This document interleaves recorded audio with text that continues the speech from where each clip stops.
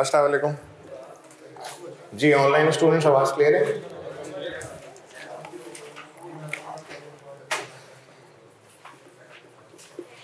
आई 16 की आज है 10वीं क्लास। अच्छा जी, मैंने आप लोग को एक सवाल दिया था करने के लिए, उसके क्या हालात मामलात हैं जी बताएंगे? कर लिया वो सवाल?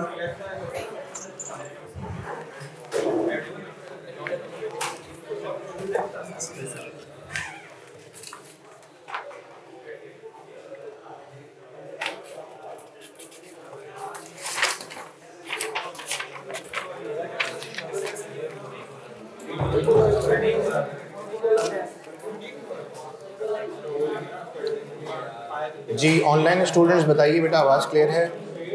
दुआ, निशाल, तलहा, अशमल, मूसा। हम लोग पेज नंबर 24 पे जो सवाल है, पेज नंबर 24 पे जो सवाल है, इसको क्विकली हम सॉल्व कर लेते हैं। कुछ लोगों ने कर लिया, कुछ लोगों ने नहीं किया। Following information pertains to a plant, ये हम डिस्कस कर चुके थे। अभी हम डायरेक्ट लेजर्स पे जा रहे हैं जो रिक्वायरमेंट है। ठीक है जी, हमने इसमें एक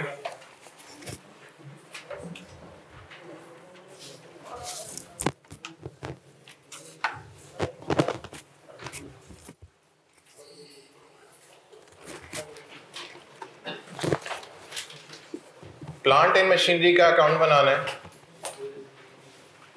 किस पे बनाना है? कॉस्ट पे, यानी कि एसेट अकाउंट बनाना है आपने कॉस्ट पे। दूसरा क्या है? Accumulated depreciation. ठीक है जी, और disposal.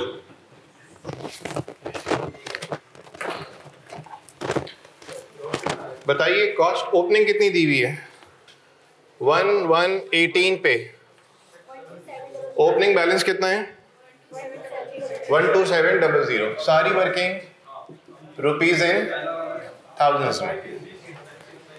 Opening accumulated depreciation 6240 rupees in thousands. तो हम 3 जीरोस मजीद ऐड नहीं करेंगे लेजर में। अच्छा जी,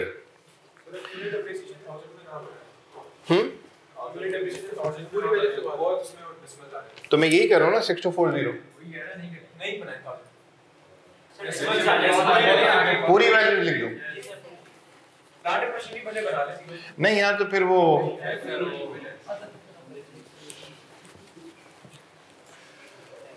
कितना 127000000 62400000। चलें जी। On 1 April an old machine having a fair value of 3,40,000 was exchange for a new machine. ठीक है जी। The balance of the purchase price was paid through a check of 6,80,000. The list price of the new machine was 11,30,000. The old machine had been acquired for 8,70,000 on 1 September 2015.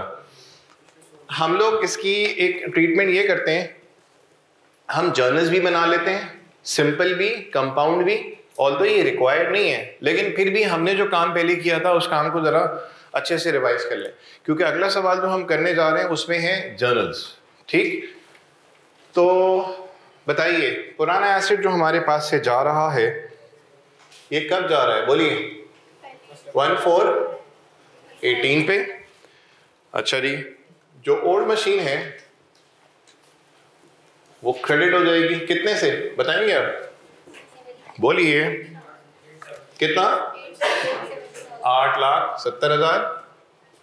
इसको कहां पे ले जाना होगा? 8,70,000। यहां तक साथ? अच्छा जी, इसी के साथ जो जुड़ा हुआ दूसरा काम है वो क्या है? और इसको भी कहाँ ले जाना होगा? क्या ये मालूम है? मालूम है या नहीं? नहीं मालूम। अच्छा जी, इसका मतलब हम यहाँ पे काम करते हैं accumulated depreciation of disposed asset, accumulated depreciation of disposed asset, ठीक है? अच्छा जी, बताइएगा accumulated depreciation जो disposed asset का हम पता करेंगे, एक्वायर कब हुआ था? 1 सितंबर, ठीक है जी, 1 सितंबर 2015, यानी कि 1915 से लेके 31/12/15,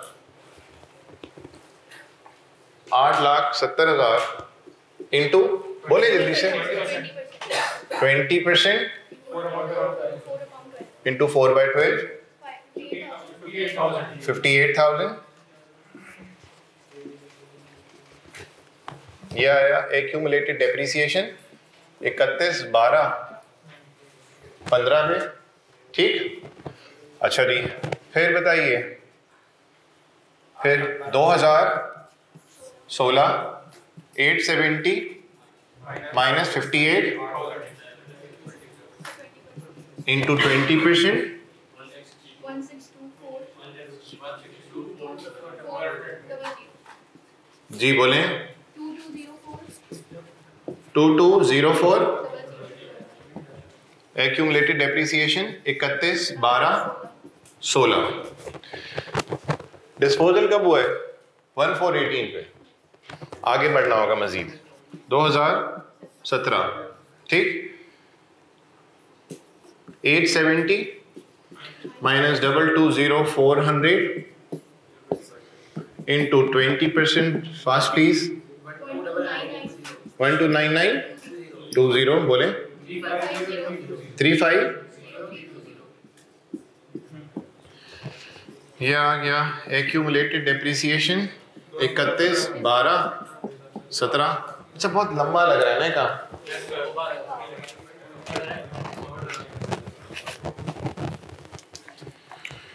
फिर बताइए 2018 के कितने मंथ्स?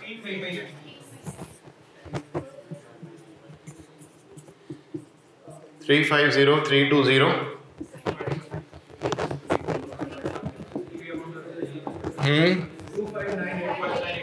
25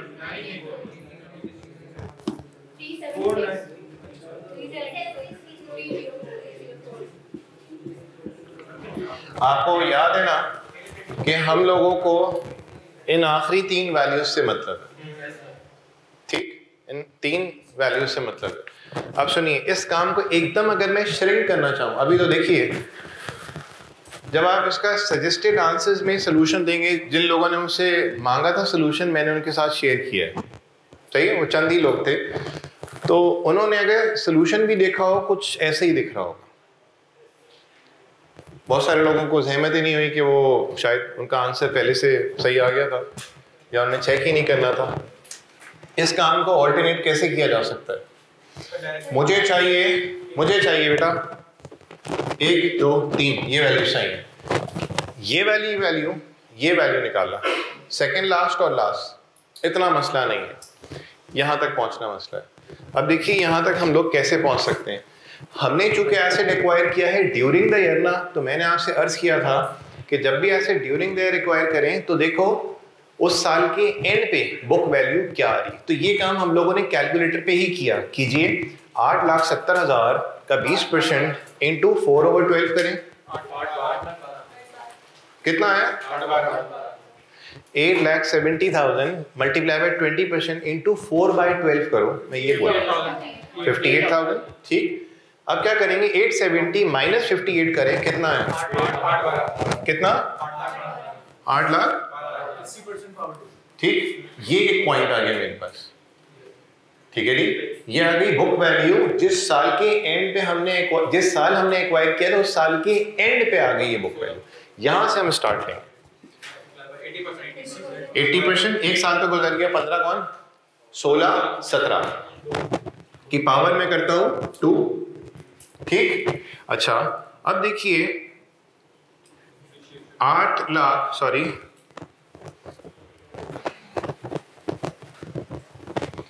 8,70,000 माइनस दिस करें,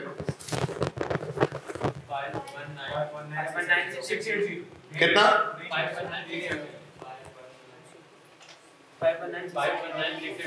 अच्छा एक बात बताइए, 8 12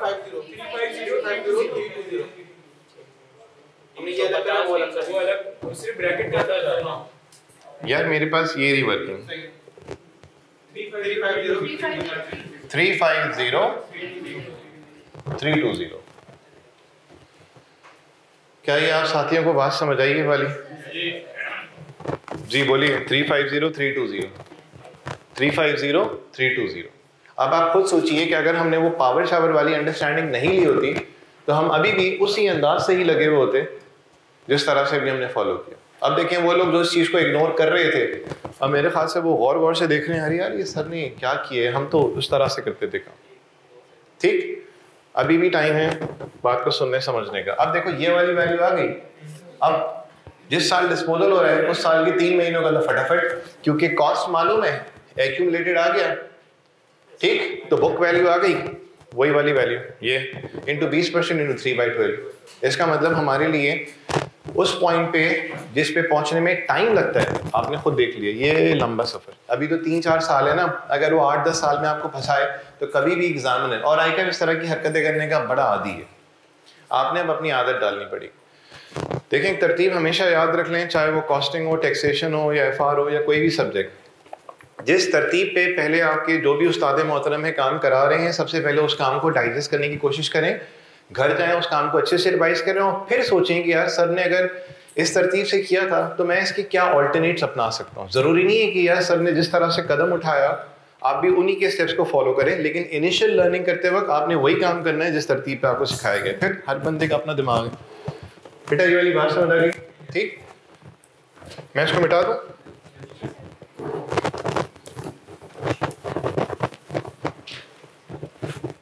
बोलिए 376,304 376,304। ओके, अब बताएं कि हम न्यू एसेट लेके आ रहे हैं 1418 पे। ठीक, तो न्यू एसेट जो आ रहा है वो कैसे आया?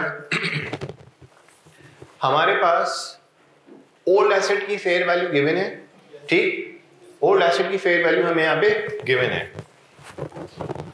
तो क्या करेंगे? ओल्ड एसेट की फेयर वैल्यू कितनी गिवन है?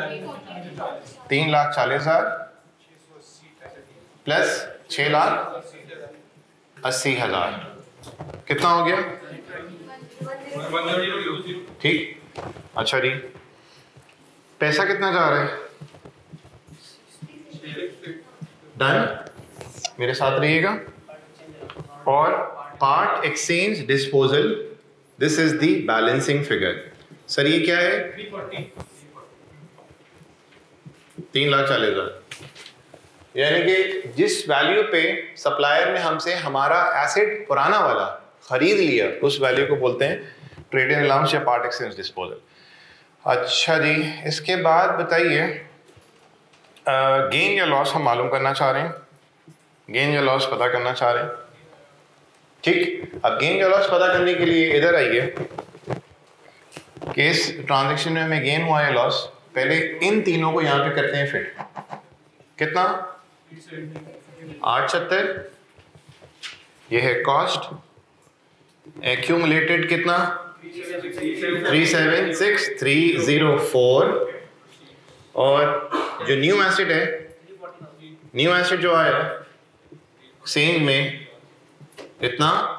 ठीक, लॉस कितना? 153,696।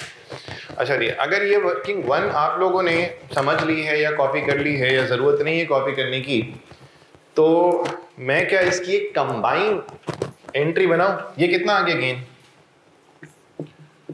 डिस्पोजल डेबिट और गेन क्रेडिट कितना, सॉरी आई एम सॉरी, ये है लॉस डेबिट और डिस्पोजल क्रेडिट कितना? 153696, 153696। ठीक है बेटा, अब बताएं, ये तो हो गई सिंपल एंट्री। एग्जामिनर उमूमन जब भी एंट्रीज मांगता है ना तो वो कंपाउंड में ही हमने देनी होती है, लेकिन अभी हम लोग एक एक चीज स्टेप बाय स्टेप सीख रहे हैं। एक बात बताऊं, ये जितना काम अभी जितने स्लो पेस पे हम लर्न कर रहे हैं, आप हो सकता है याद करेंगे ये वक्त जब हम इस काम को बहुत सुकून से कर रहे थे, क्योंकि अब जो वक्त गुजर गया ना ये दोबारा वापस नहीं आएगा। जितने प्यार मोहब्बत से हंसी खुशी हम हर काम करेंगे, दोबारा वक्त नहीं मिलेगा आपको कि इतने प्यार मोहब्बत से इसके रिविजन कर सकें। तो जो काम अभी हो रहा है इसको अच्छे अंदाज से निपटा लें। अच्छा बेटा, ये देख लें, अब मैं यहाँ पे बनाने जा रहा हूँ कंपाउंड एंट्री। कंपाउंड एंट्री मैं ये वर्किंग वन मिटा लूँ, अगर आपने स्क्रीनशॉट लेना है स्क्रीनशॉट ले लीजिए।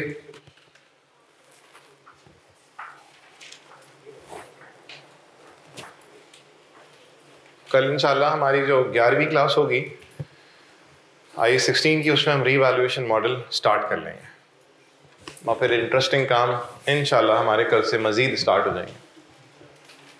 जी मैं बोर्ड रब करने लगा हूँ।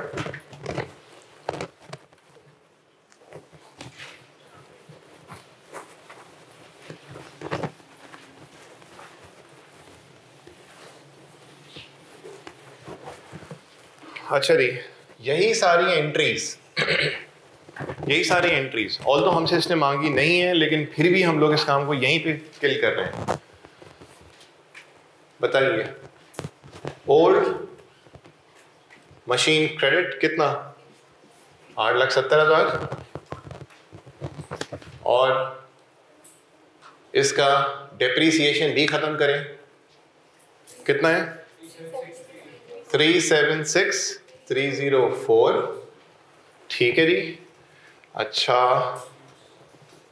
न्यू मशीन डेबिट कितना? ठीक है जी, बोले। लॉस कितना? 153696। काम देखें एकदम सिमट गया।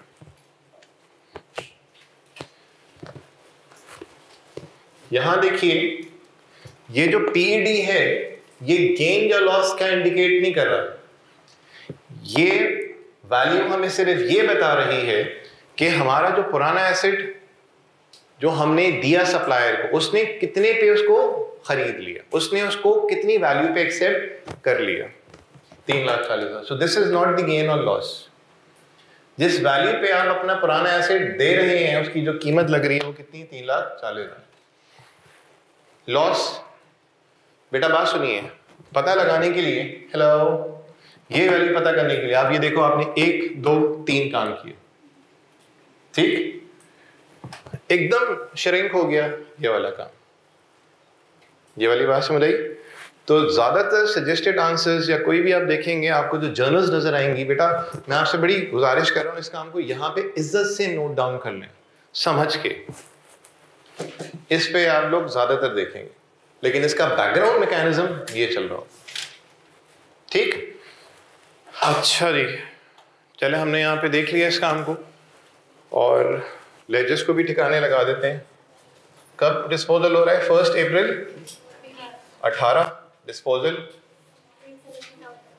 8,70,000। अच्छा जी, यहाँ पे 1/4/18 डिस्पोजल 376,304 सेटल है। अच्छा जी, 1/4/18 पे एडिशन है कितने का? 1020,000। ठीक, हाँ जी, कौन सी? ये इसलिए नहीं बैलेंस क्योंकि आपने यहाँ पे एक चीज नहीं प्लेस की। वो क्या? मैं वही तो पूछ रहा था कि आप लोग बताएं तो सही। आपने वो डायरेक्ट लॉस बता दिए। एक चीज इसमें और आनी है, वो क्या? नो नो नो,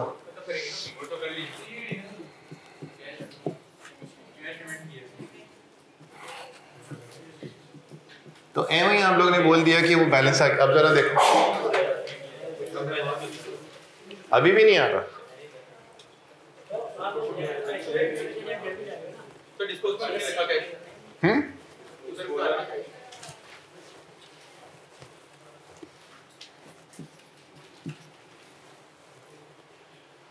पहले काम को देखें। पहले तो भाई इधर बात सुनिए, इसको तसल्ली करो। एक मिनट बाबा, एक मिनट। डेबिट वाले क्या हैं, क्रेडिट वाले क्या हैं, जरा इसको तसल्ली कर लीजिए। अब तो मतलब आना, आपने तो मुझे पहले ही वो 6,80,000 रखे बगैर आपने बता दिया था 153696 का लॉस है। प्लीज मुझसे सवाल करें, मुझसे कुछ बातें करें। अच्छा बात सुनिए,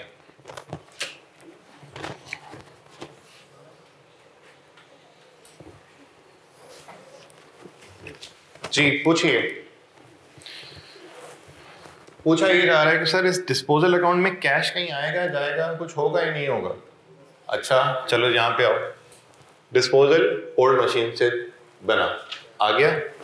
ये बना अलाउंस डिस्पोजल, ठीक। न्यू एसेट डेबिट, ठीक।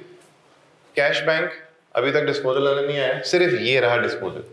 अगर मैं इस एंट्री को भी मजीद जख्मी कर दूं, तोड़ दूं, हेलो इधर देखेंगे, मैं इस एंट्री को मजीद तोड़ देता हूं, पता है क्या बनेगी? न्यू एसेट डेबिट कितने से? 86, कैश बैंक क्रेडिट 86 और तोड़ा। New asset debit 340, part exchange disposal credit 340। समझ रही बात? तो इसका मतलब 86 के हवाले से डिस्पोजल हिट नहीं हो रहा। ये जो 340 है इस हवाले से डिस्पोजल अकाउंट हिट हो रहा है, इसीलिए हमने सिर्फ डिस्पोजल अकाउंट में 340 का इफेक्ट लिखा। भाइयों बहनों, क्या ये बात समझ आ गई है? ठीक। चले सुने, एक मिनट मैं लिख देता हूं। लेकिन बस आप लोग से एक वादा लीजिए कि ये सारा काम जो है ना, आप लोगों ने रजिस्टर में नोट डाउन करना है और रिवाइज करना है, ठीक। अच्छा जी, कौन सी वाली एंट्री मैं यहाँ पे मजीद ब्रेक कर रहा हूं? ये वाली एंट्री। और new machine debit 86, cash bank. अब ये जरा मुनासिब कर लीजिएगा कि कंपाउंड एंट्री और सिंपल एंट्री बनती किस तरह से।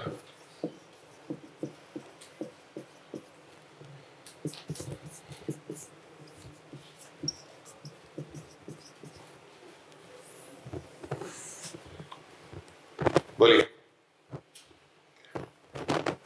न्यू मशीन सम अप कर लें, ठीक।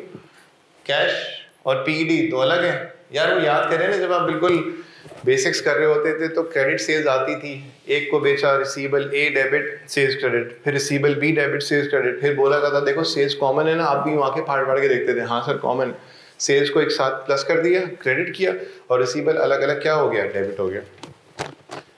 मुस्कुरा दें, मैं भी तो यार बात समझा रहा हूँ ना, बताइए। लेकिन काम कॉपी करना है, ठीक है। मैं आपको बताऊँ, जितनी भी चीज़ें इंशाल्लाह हम लोग करेंगे, जहाँ पे आप अटकेंगे बिल्कुल ही मैं नीचे उतर आऊँगा, फिर बहुत क्विकली उसको हम लोग ऊपर की तरफ लेके चले जाएंगे, बिकॉज हमने यहाँ पे स्टे नहीं करना। लेकिन प्रॉब्लम आई, इसको डिस्कस किया और आगे बढ़ गए। बताओ बेटा, ये वाली बात समझ आ गई है जल्दी से, ठीक। इसको ज़रा कॉपी या कॉपी कर लें, आगे बढ़े।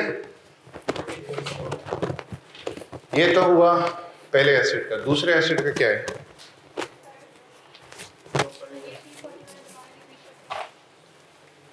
ये जो 340 है, पुराना एसेट की ये क्या है बोलिए, ओल्ड एसेट की ये क्या है, फेयर वैल्यू। देखें जब हमें एक बात याद हो गई पहले के हवाले से कि जब हमें ओल्ड एसेट और न्यू एसेट दोनों की फेयर वैल्यू गिवन होगी तो आप अपने पास एक फॉर्मूला नोट डाउन कर लें, पहले भी किया हुआ था, कि कितने अमाउंट से न्यू एसेट को हमने करना होगा डेबिट, कितने अमाउंट से न्यू एसेट को करना होगा हमने डेबिट। तो हमने क्या करना होगा, fair value of old asset लेंगे, अगर हम कैश पे कर रहे हैं तो प्लस करा देंगे और अगर हम कैश रिसीव कर रहे हैं तो लेस करा देंगे। जो भी जवाब आएगा उस अमाउंट से आप अपने पास नए एसेट को डेबिट करेंगे। तो ये क्या है बेटा, ये 340 क्या है, excuse me, fair value of old asset, और ये क्या है, cash paid. Fair value of old asset plus cash paid.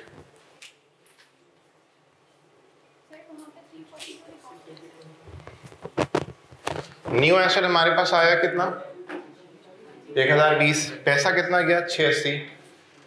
पुराना एसेट जितने पे हमने अपने सप्लायर को टिका दिया, हमने बात की थी ना, सेल फोन की एग्जांपल ली थी कि भाई आपके पास फोन इतने का है और आप एक नया फोन लेने के ख्वाहिशमंद हैं, ठीक, आपने जिस कीमत पे दुकानदार को अपना पुराना फोन टिका दिया, ठीक, चेप दिया, ये भी बातें हमारी हुई थी, तो उस वैल्यू को हम लोग नाम देते हैं एक्सचेंज वैल्यू। यानी कि सप्लायर अगर एग्री कर जाता है कि ठीक है भाई साहब मैं आपका एसेट इतने पे लेने पे आमादा हूं, तो जिस प्राइस पे आपने टिका दिया, ठीक, या वो लेने पे आमादा हो गया, उस प्राइस को हम नाम देते हैं पार्ट एक्सचेंज डिस्पोजल का, या उसको दूसरे अल्फाज में बोलते हैं ट्रेड इन अलाउंस। जरा प्लीज मुझे अब थोड़ा सा आगे बढ़ने दे, मैं शर्मिंदा हूँ यहाँ पे बहुत देर से खड़ा हूँ। सही है, इतना भी रोकने को नहीं बोला था यार, एक हद तक इंसान रुकता है ना, अगर सामने वाला बंदा जाना चाहता है तो एक दफा प्लीज रुक जाओ, लेकिन नहीं रुकता तो कोई बात नहीं, क्योंकि दूसरा जाहिर सी बात है इंतजार आपके कर रहे हैं। क्या ख्याल है, चले, चलो चलो, इतना ज्यादा इंतजार जो है ना नहीं करना चाहिए। अब बताएं अगला कौन सा एलिमेंट है, फर्स्ट फेब। अच्छा, इसकी तफसील में हम नहीं जाएंगे कि एसेट नया कितने से डेबिट होगा, मुझे सिर्फ कितना क्या प्लस होगा क्या नहीं होगा, मुझे सिर्फ डेट बता दो आप। फर्स्ट, अच्छा एक बात सुनिए, एक मिनट, जब आप लोग एसेट खरीदते हैं, ठीक, और उसके ऊपर इंस्टॉलेशन बाकी होती है या मजीद काम उसके ऊपर बाकी होगा, तो जब तक वो पीपीई में नहीं आ जाता तो उससे पहले हम एक अकाउंट खोलते हैं, उसका नाम देते हैं CWIP, capital work in progress, ठीक। यानी कि समझिए आपने एसेट लिया 1 जनवरी को, आपने एसेट लिया 1 जनवरी को, उसके बाद फिर वो एसेट आया तो उसकी इंस्टॉलेशन हुई, प्री प्रोडक्शन टेस्टिंग हुई, वगैरह वगैरह बहुत सारे काम हुए, और 1 मार्च को वो अवेलेबल फॉर यूज आ गया। ये बात समझ रही, डेप्रिसिएशन कब से स्टार्ट होगा, 1 जन से या 1 मार्च, 1 मार्च। तो आप अपने पास उस एसेट को, ठीक, रिकॉर्ड करने की कब आपको इजाजत मिल गई है, क्या 1 जन को, होल्ड ऑन, 1 जनवरी को उसको एसेट रिकॉर्ड करने की इजाजत मिली है या 1 मार्च को? आपने कहा 1 मार्च को, मैंने कहा 1 जनवरी को भी इजाजत मिली है और 1 मार्च को भी। 1 जनवरी को इजाजत मिली एसेट मानने की, ठीक, तो हमने बोला CWIP तुम हो जाओ डेबिट, हम तुम्हें अभी PPE का टाइटल नहीं देंगे, ठीक, क्योंकि तुम पे काम अभी हमने मजीद करना है। तो CWIP डेबिट हो गया 1 जनवरी को, ठीक। और हमने बात की थी ना, जब सारे के सारे रिस्क एंड रिवॉर्ड हमारे नाम पे ट्रांसफर हो जाते हैं, ये वो डेट होती है जिस पे हम उसको अपना एसेट तस्लीम कर देते हैं। अब चूंकि उस एसेट के ऊपर मजीद काम बाकी है, तो हमने क्या किया कि PPE अकाउंट को डेबिट नहीं किया, हमने सबसे पहले क्या डेबिट किया, CWIP, ठीक। जनवरी में CWIP डेबिट रहा, फेब में भी CWIP डेबिट रहा, मेरे साथ चल रहे हैं आप। जब फेब के एंड पे काम मुकम्मल हो गया, तब हमने बोला कि टाटा बाय बाय, CWIP के अकाउंट को कर दिया जाएगा क्रेडिट और PPE के अकाउंट को क्या करा दिया जाएगा, बोलिए, डेबिट। तो यहां देखें, अगर मैं लिखता हूं यहाँ पे, बेटा बात सुनना, CWIP, ठीक, तो इसका मतलब CWIP का अकाउंट खुला होगा, बात समझ रही। जब CWIP यानी कि वर्क इन प्रोग्रेस जो था वो फिनिश हो गया, तो उसके बाद CWIP के अकाउंट को क्या करेंगे, क्लोज और पीपी के अकाउंट को क्या करा दिया जाएगा, ओपन करा दिया जाएगा, डेबिट कराएंगे। तो इसका मतलब यहाँ पे मैं कैश बैंक नहीं लिख रहा, यहाँ पे क्या लिख रहा हूँ, CWIP, बिकॉज अकाउंट खुला था, क्लोज हुआ, किधर आ गया, प्लांट एंड मशीनरी में आ गया। आई होप से आपको बात समझ आई। कितना बेटा, 11300000000 CWIP वाली बात समझ आ गई। अच्छा जी आगे बढ़ते हैं। देखिए यहाँ पे आप जैसे एडिशन लिखा हुआ है ना, आप सिंपल एडिशन बोल दो, ठीक, आप एडिशन बोल दें, एडिशन बोल दें। यहाँ पे अगर मैं प्रॉपर अल्फाज इस्तेमाल करूंगा ना, एक्सचेंज का करूं, आप एडिशन लिख दो कोई मसला नहीं, एडिशन लिख दें कोई मसला नहीं, ठीक। 1020 को ब्रेकअप में शो कर दो, कोई इशू नहीं। आपको बात समझ आनी चाहिए। ये वाली बात मैंने इसलिए जान की है क्योंकि इसके पीछे जो है जर्नल एंट्रीज जन्म ले रही है। यहाँ पे ऐसा नहीं होगा कि पीपी डेबिट और कैश क्रेडिट, CWIP का कॉन्सेप्ट छोटा सा भी मैंने यहाँ पे डिस्कस कर लिया। बोले क्या मैं बढ़ सकता हूँ आगे जी? अच्छा इसके बाद नंबर 4 पे पढ़िए। Machine was sold for 334. It was acquired on January 1st, 15 and had book value of 512. अच्छा जी, हमें यहाँ पे इस सवाल में एडजस्टमेंट नंबर 4 में क्या जो एसेट डिस्पोज ऑफ हो रहा है उसकी कॉस्ट गिवन है। अगर हमें बुक वैल्यू अकाउंट बनाना होता ना तो हमें कॉस्ट की जरूरत ही नहीं पड़ती, ठीक। लेकिन यहाँ पे हमने कॉस्ट का अकाउंट बनाना है। मैं ये मिटा दूं बेटा, आप नोटिंग कर रहे हैं, ठीक, क्योंकि ये वक्त गुजर गया, दोबारा नहीं आएगा। ये छोटी छोटी चीजों के लिए आप फिर तरसेंगे।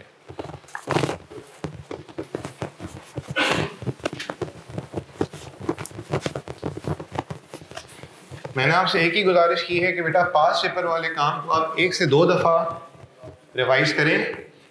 सिर्फ आपसे यही मेरी गुजारिश है पूरे सेशन। बोलें हमें चाहिए डिस्पोज जो हो रहा है एसिड कब हो रहा है, 31/10/18 पे हो रहा है। उस डिस्पोज एसिड की हमें क्या चाहिए, बोलिए कॉस्ट, क्योंकि कॉस्ट है।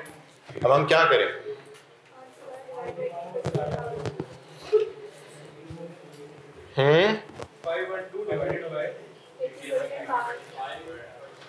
चले इसको वर्किंग 2 का नाम, चले वर्क क्या क्या करेंगे बेटा, x multiply by 80% power 3 equal to 1 million x क्या है, cost, multiply by 1 minus discount rate कहां से बोल रहा हूँ, 1 माइनस डेप्रिसिएशन का रेट किया तो इसका मतलब बुक वैल्यू आ गई, ठीक। तो cost multiply by 1 minus depreciation rate, तो बुक वैल्यू आ गई। हमें चाहिए बुक वैल्यू कौन से साल की, 30 साल की। सर तो जब कॉस्ट को मल्टीप्लाई करा 80% की पावर 3 लिया तो बुक वैल्यू आ गई। अब बैकवर्ड वर्किंग करके हम लोग यहाँ पे क्या मालूम कर लेंगे, कॉस्ट विच इज 1 मिलियन। बोले डन। और अच्छा जी सुने, एसिड जब डिस्पोज ऑफ कर रहे हैं हम लोग तो उसको डिस्पोज ऑफ करने पे भी हमें क्या करना पड़ा है, खर्चा करना पड़ा है, ठीक। यानी कि इस चीज को अगर ये मेरे पास टेबल है, इसको मैंने यहाँ से डिस्पोज ऑफ करना है, ठीक, तो मुझे यहाँ से इसको क्या करना पड़ेगा, हटाना पड़ेगा। तो हटाने के लिए भी हमारी जो कॉस्ट लग रही है वो कितनी लग रही है, 25,000 लग रही है। तो बताइए यहाँ पे क्या रहेगा, एक तो एसिड डिस्पोज ऑफ हो रहा है उसकी कॉस्ट कितनी है बेटा, 1 मिलियन, ठीक। और नहीं, यहाँ पे हम लोग अभी देखिए डिसमेंटलिंग वगैरह की कोई बात हुई नहीं है कि फ्यूचर में हमारी इतनी लगेगी, ठीक। अगर इस तरह की कोई बात कर रहा होता तो हमें डिस्काउंट रेट भी देता, हमें प्रेजेंट वैल्यू निकालनी पड़ती, ऐसी कोई बात नहीं है। यहाँ पे हम सिंपल बोल रहे हैं दिस इज डिस्पोजल कॉस्ट, कितना, 25,000। अच्छा जी इसके बाद बताइए और क्या हुआ है, कितने में बेचा है,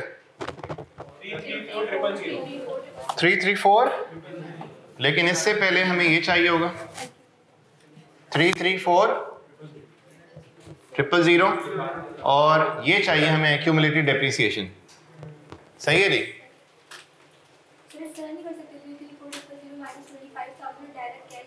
नेट ऑफ कर लें, नो प्रॉब्लम, नेट ऑफ कर लें। क्या बोल रही है हमारी बहन कि 334 में से आप 25 निकाल दें और फिर जो डिफरेंस आएगा उसको यहाँ रख दें आप, ठीक, no problem, net of proceeds आ जाएगा। यहाँ पे आ रही है वर्किंग एक और करने के लिए, क्या, वर्किंग नंबर 2 का नाम दे देते हैं इसको। आप बताइए वर्किंग नंबर 2 आपने कर लिए? Working number 2, accumulated depreciation of disposed asset। थोड़ा सा जल्दी बता दें बेटा, ये कितने महीने का हिसाब किताब है इसका? एक्वायर कब हुआ था? 1 जनवरी 18, सॉरी 1 मिनट, 1 जनवरी 15, और डिस्पोजल कब हो रहा है? तो यहाँ तक तो पहुँचना बड़ा आसान है। क्या करेंगे? माइनस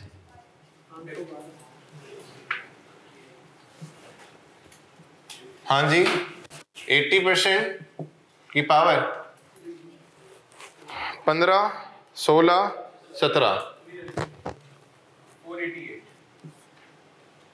बोलेंगे 48800 और यही क्या है 48800। बेटा बताओगे एक्यूमुलेटेड डेप्रीसिएशन कब का? डेट बताइए। 31/12 बोले 17, पहुंच गए यहाँ पे डायरेक्ट। नहीं तो दोबारा से वो अलग करें। अब आप देखें यहाँ पे दोनों सिनेरियो आ गए कि एडिशन हुआ था, एक्विजिशन हुआ था कि साल के स्टार्ट में, तो कॉस्ट मल्टीप्लाई बाय रेट शेड करना है और पावर लगानी है। और अगर ड्यूरिंग द ईयर होगा तो जो बुक वैल्यू आ रही है पहले साल के एंड पे ना, वहां से काम शुरू करना है। अब मजीद क्या है 2018 का कितने मंथ्स? 10 मंथ्स।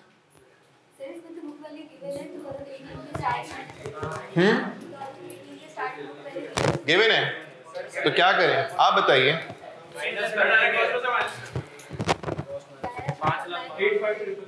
500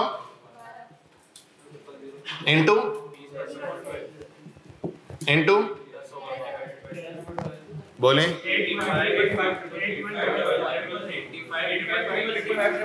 85, ये बताइए 57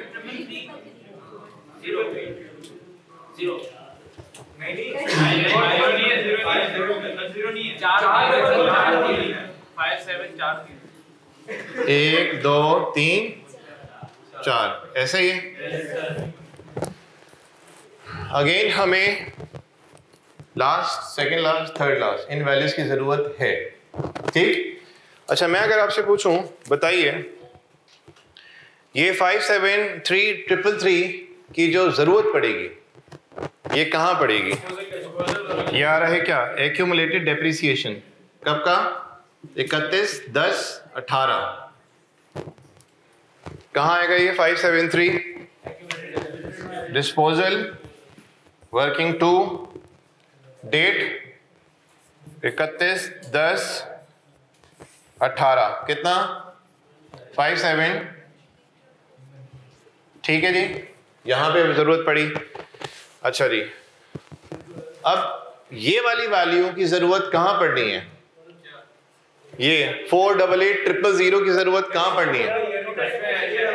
जब हम लोग depreciation expense for the year मालूम करना चाहेंगे तो वहां पे जब रिमेनिंग एसेट्स का डेप्रीसिएशन निकलता है तो उस वक्त बुक वैल्यू चाहिए होती है उस डिस्पोज एसेट की उस साल के स्टार्ट में, तो ये वैल्यू वहां पे इस्तेमाल होगी और ये जो है कहां पे आएगा? Depreciation expense for the year में ऐड हो जाएगा। मेरे ख्याल से आप लोग को बात समझ आ रही है, बड़ी बात है।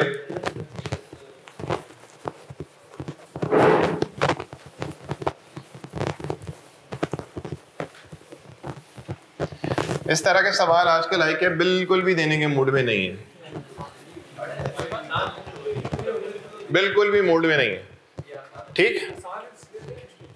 ये समझे जिस टाइम आया था 6, 6, 12, 4, 16 नंबर का आया था। अब ये अगर मिसाल के तौर पे आई कैप देता भी है बल तो देगा भी नहीं, ठीक है। अब इसकी वर्थ जो है 5-6 नंबर से ज़्यादा की नहीं है, जी, इससे ज़्यादा की नहीं।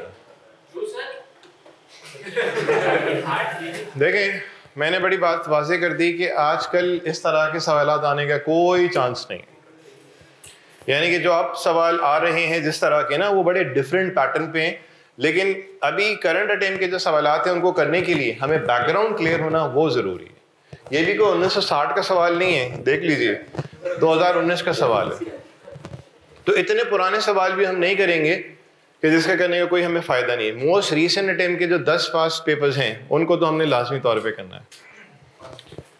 अब बोलिए वर्किंग नंबर 3 क्या मालूम करना है यार, ये जल्दी से कर लीजिए।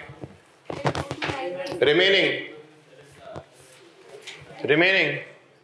12700 000 minus 870 minus this is remaining cost 6240। हाँ जी, माइनस, हाँ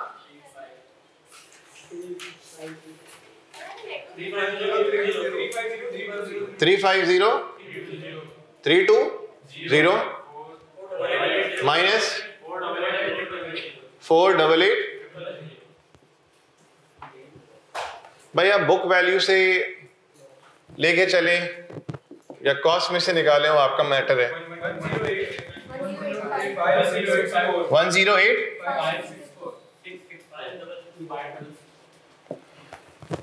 डिस्पोजल दोनों का अलग अलग बता दें।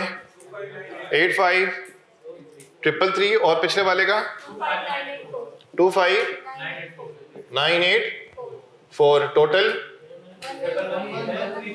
11317।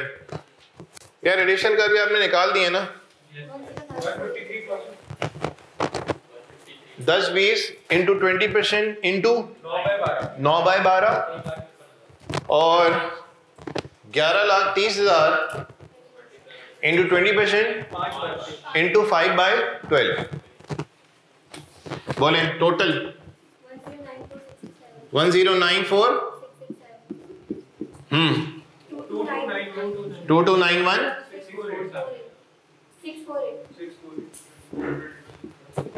2291 648।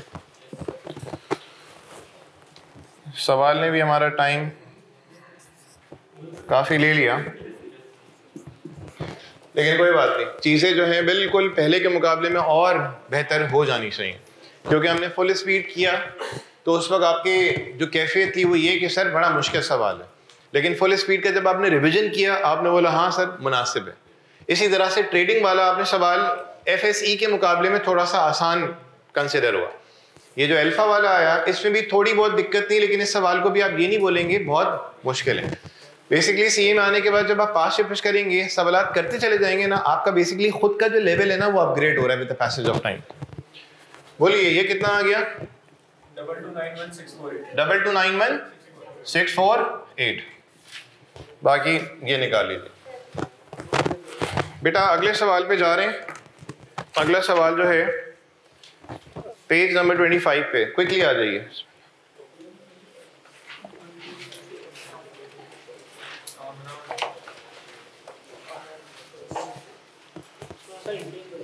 इसमें एंट्रीज बनानी है। सही है, स्टार्ट लें। अगला सवाल। हाँ जी, ऑनलाइन स्टूडेंट्स बताइए।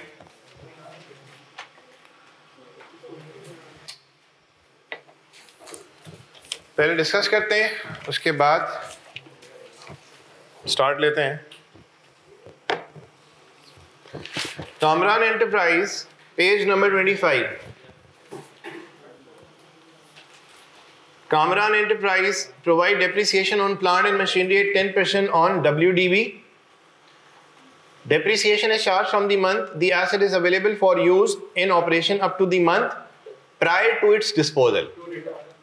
Pro rata basis है, like for example, अगर आपने एसेट एक्वायर किया 1 जनवरी 2015 को और आपने डिस्पोजल किया 31 दिसंबर 2016 को, आई रिपीट आपने एसेट एक्वायर किया अज्यूमिंग 1 जनवरी 2015 और डिस्पोजल किया 31 दिसंबर 2016 को। साल वैसे या महीने बनते कितने हैं? 2 साल बनते हैं। कितने महीने बनते हैं? 24 महीने बनते हैं। डन।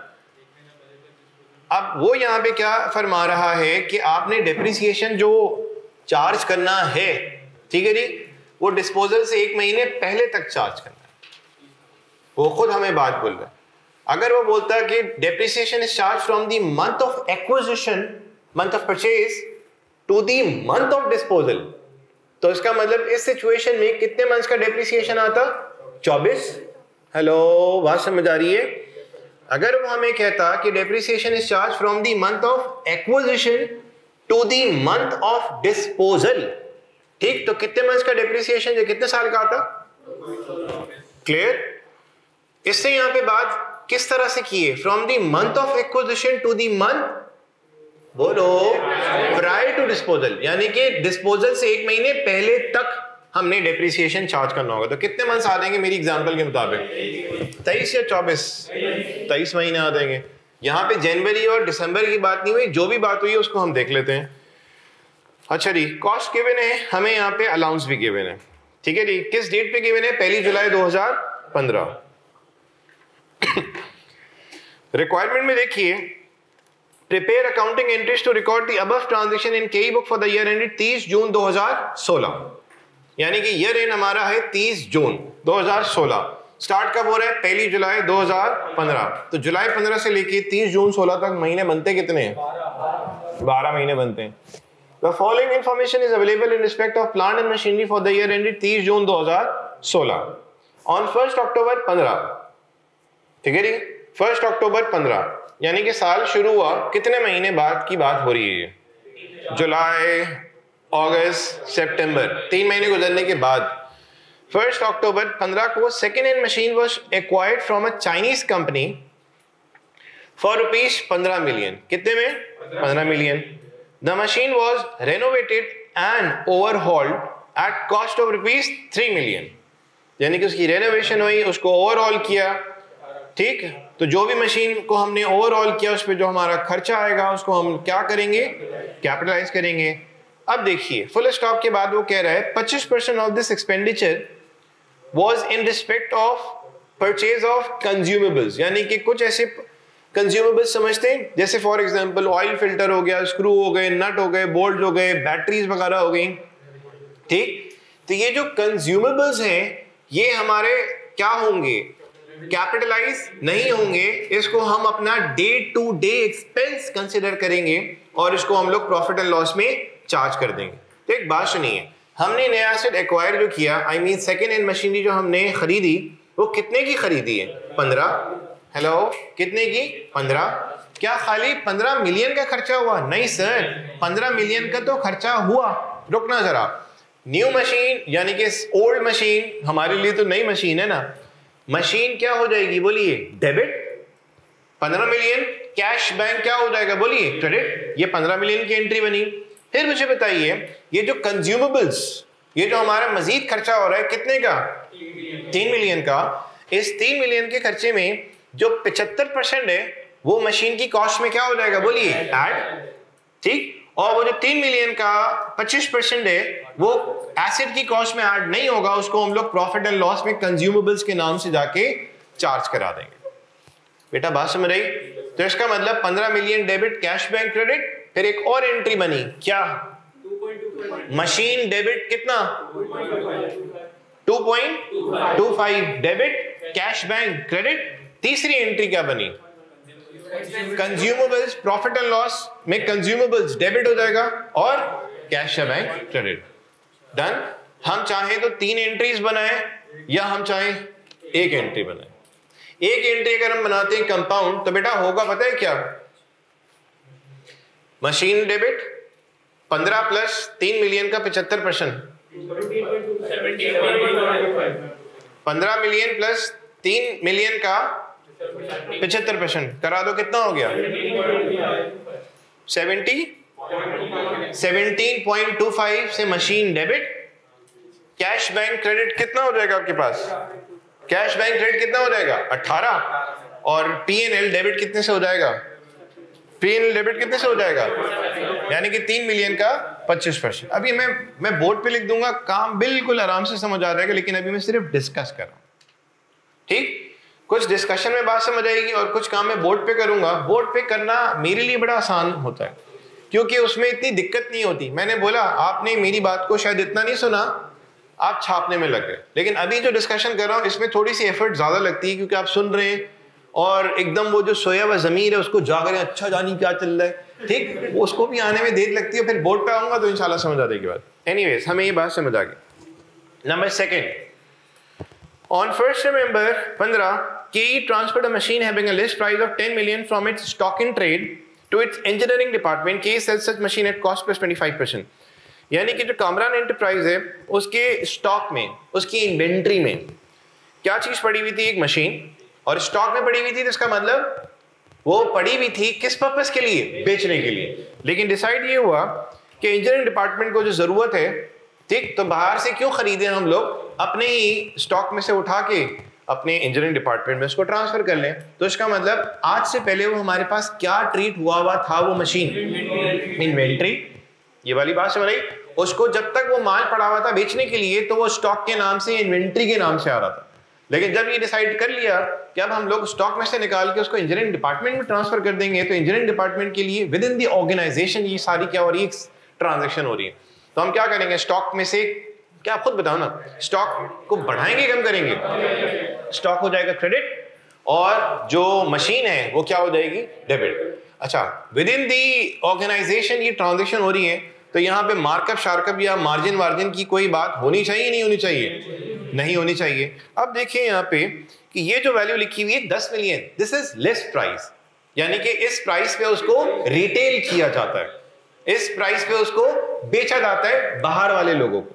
अब चूंकि within the organisation transaction हो रही है, तो हम क्या करेंगे? उसको कॉस्ट पे लेके आएंगे।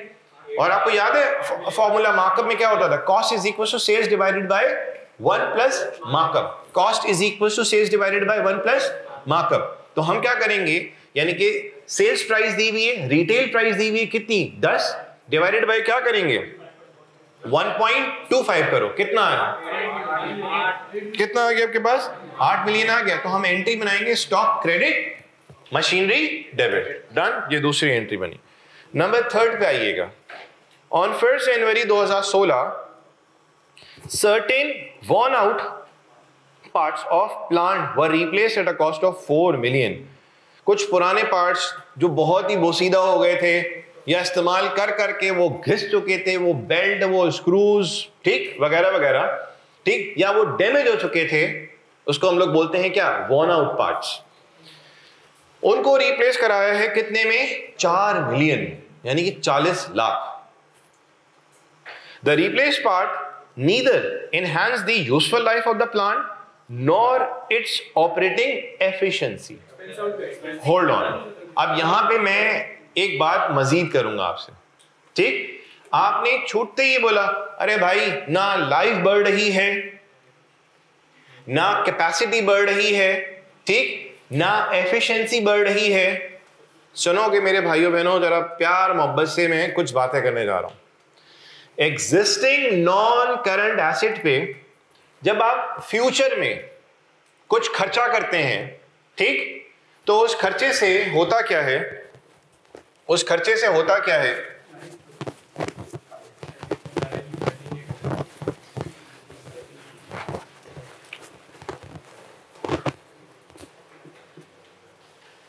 Subsequent expenditure. Existing non current asset पे जब आगे आने वाले सालों में खर्चा होगा, ठीक, और वो खर्चा अगर इंक्रीज करता है, इंक्रीज आइदर लाइफ, उस खर्चे करने की वजह से लाइफ बढ़ गई, ठीक।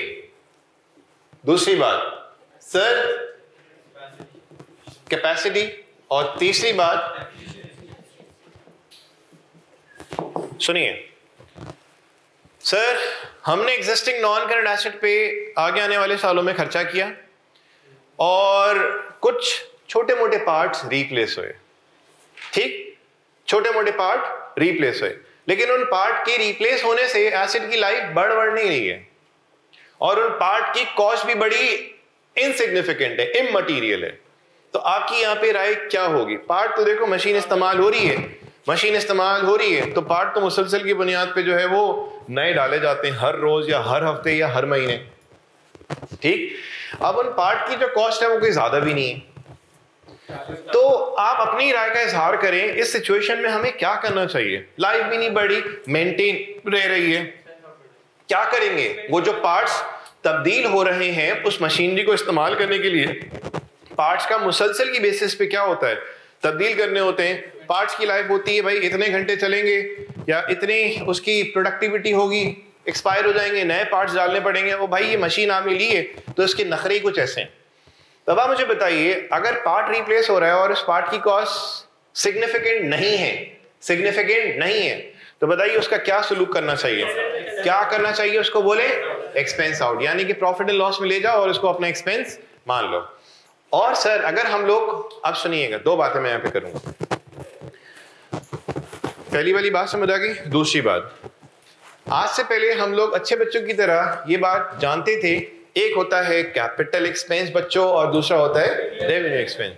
वो एक्सपेंस जिसका बेनिफिट हमें शॉर्ट टर्म में मिलता है यानी कि 12 महीनों में मिलता है तो क्या बोलते हैं? Revenue expense. जिसका बेनिफिट हमें लॉन्ग टर्म में भी मिलेगा, कैपिटल एक्सपेंस। बस बात यहां पे हो गई खत्म, ठीक। अब देखें, पिछली क्लास में मैंने आपसे कुछ बात की थी, पिछली क्लास से उससे एक और क्लास पहले हमने बात की थी।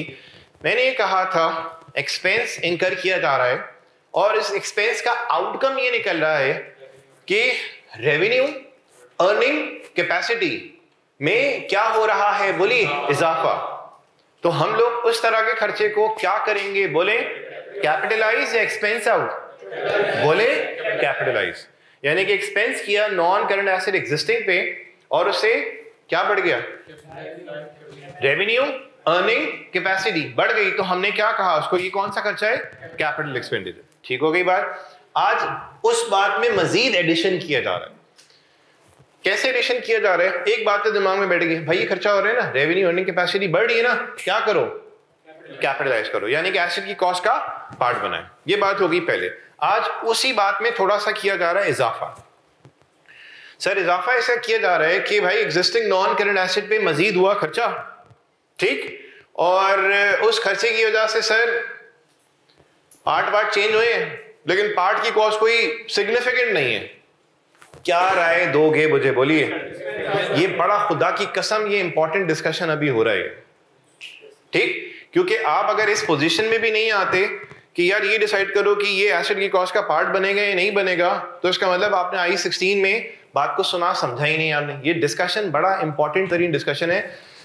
अच्छा जी, पार्ट चार्ट बदला, ठीक, और पार्ट की कॉस्ट भी कोई सिग्निफिकेंट नहीं थी, तो बताइए क्या करेंगे? हाँ, एक्सपेंस आउट करेंगे। ये वाली बात समझ आई? अच्छा, दूसरा सिनेरियो में ये बोल रहा हूं कि सर हमने पार्ट बदलना पड़ा क्योंकि पार्ट वॉर्न आउट हो चुका था, डैमेज हो चुका था, ठीक है जी, और पार्ट बदलने से लाइफ भी नहीं बढ़ी, एफिशिएंसी भी नहीं बढ़ी, ठीक, लेकिन सर बात तो सुने, उस पार्ट की कॉस्ट जो है ना बड़ी भारी कॉस्ट है। तो स्टैंडर्ड यहां पे आके हमें यह बोलता है कि एग्जिस्टिंग नॉन करंट एसेट के हवाले से अगर कोई पार्ट तुम रिप्लेस कर रहे हो, सुनना बड़े गौर से, और उस पार्ट की कॉस्ट सिग्निफिकेंट है, भले, क्या बोला? भले उसकी एफिशिएंसी बढ़े या ना बढ़े, ठीक, तुमने उसकी कॉस्ट को क्या करना पड़ेगा? कैपिटलाइज। मैं रिपीट करता हूं, स्टैंडर्ड ये बोलता है कि तुम एग्जिस्टिंग नॉन करंट एसेट पे फ्यूचर में खर्चा किया, पार्ट बदली हुआ, ठीक, पार्ट चेंज नहीं किया और उस पार्ट की कॉस्ट जो है वो बड़ी सिग्निफिकेंट है। अब अगर उस पार्ट के बदलने से एफिशिएंसी में या लाइफ में कोई इजाफा नहीं भी आ रहा ना, लेकिन चूंकि पार्ट की कॉस्ट सिग्निफिकेंट है, तो स्टैंडर्ड ये कहता है कि तुम उसको क्या करो? कैपिटलाइज करो। एफिशिएंसी बढ़ गई, लाइफ बढ़ गई, तो वो तो करना ही हमारे दिमाग में क्या है, रेवेन्यू अर्निंग कैपेसिटी सर क्या करें, कैपिटलाइज। लेकिन यहाँ पे एक तड़का लगाया जा रहा है कि भाई खर्चा हो रहा है और बड़ा खर्चा हो रहा है, लेकिन एफिशिएंसी नहीं बढ़ी, लाइफ भी नहीं बढ़ी। ठीक, तो स्टैंडर्ड ये कहा कि लाइफ अगर नहीं बढ़ी, एफिशिएंसी, ये बड़ा इंपॉर्टेंट पॉइंट है जो आज से हमारी नॉलेज में नहीं था। लाइफ भी नहीं बढ़ी, एफिशिएंसी भी नहीं बढ़ी, लेकिन उस पार्ट की कॉस्ट बड़ी सिग्निफिकेंट है, तो हमने उस पार्ट की कॉस्ट को क्या करना पड़ेगा, बोलिए, कैपिटलाइज। ये वाली बात समझ रही? अच्छा, अब देखिए यहाँ पे सब्सिक्वेंट एक्सपेंडिचर में वो कहता है कि अगर इंक्रीज हो जाती है लाइफ, 10 साल लाइफ थी, 2 साल इस्तेमाल किया, खर्चा किया, लाइफ 10 साल तो क्या सर, अब कुल मिला के लाइफ हो चुकी है 12 साल। तो अब आप मुझे बताइए, 10 साल थी, 2 साल इस्तेमाल कर लिया, रिमेनिंग लाइफ रह कितनी जानी चाहिए, 8। लेकिन हमने खर्चा किया और उस खर्चे की वजह से सर अब हमारी जो रिमेनिंग लाइफ है ना, रिमेनिंग लाइफ वो 8 नहीं रही, वो अब हमारी रिमेनिंग लाइफ हो गई है 12। कितनी हो गई, 12। तो इसका मतलब ये एसेट जो हमें इस खर्चे से पहले कितने साल बेनिफिट देने जा रहा था, बोलिए, 8 साल। कितने बेनिफिट देने जा रहा था, 8 साल, क्योंकि 2 साल तो इस्तेमाल कर लिया था। अब 8 साल नहीं, इसका बेनिफिट हमें इजाफी कितने साल मिलेगा, 4 साल। इजाफी कितने मिलेगा, 4 साल। क्या ये वाली बात समझ आई? यानी कि एग्जिस्टिंग एसेट पे खर्चा किया और उसकी लाइफ अगर बढ़ जाती है, ठीक, तो उस खर्चे को हम लोग क्या करेंगे, बोलिए, कैपिटलाइज करेंगे। अच्छा, लाइफ बढ़ गई। यहां पे बात हो रही है प्लांट एंड मशीनरी से रिलेटेड। यहां पे बात हो रही है किस हवाले से, प्लांट एंड मशीनरी से रिलेटेड। कैपेसिटी की जब हम बात करते हैं तो कैपेसिटी का नॉर्मली जो ताल्लुक बनता है वो बनता है किससे, प्रॉपर्टी से। लाइक फॉर एग्जांपल सर, 4 मंजिला बिल्डिंग थी, हमने 1 मंजिला बिल्डिंग और बना दी, इसका मतलब कैपेसिटी बढ़ गई। ये वाली बात समझ रही?